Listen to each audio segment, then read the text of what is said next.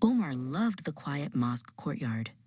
The sun was warm on his back, and the fountain went splash, splash, splash in the center of the beautiful tiles.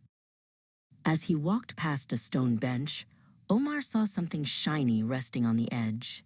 It was a black mobile phone sitting all by itself. "Oh no," Omar whispered. "Someone must be very worried about this." He decided to sit down on the bench and wait for the owner to come back. The minutes ticked by slowly. Omar stayed very still and did not touch any of the buttons. He just watched a small yellow bird drink from the fountain. Suddenly, a man named Mr. Kareem rushed into the courtyard. He was breathing fast and looking all around the ground with a very worried face. Mr. Kareem searched behind the big white pillars. He even looked under the green leaves of the bushes, but he could not find what he was looking for. Omar stood up and walked over to the man.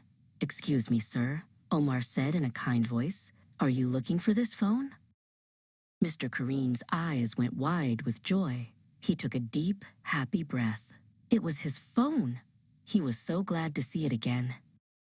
"Thank you so much, Omar," said Mr. Kareem. "You are a very honest boy for waiting here."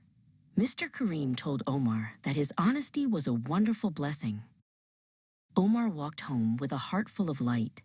He knew that doing the right thing was the best feeling in the whole world.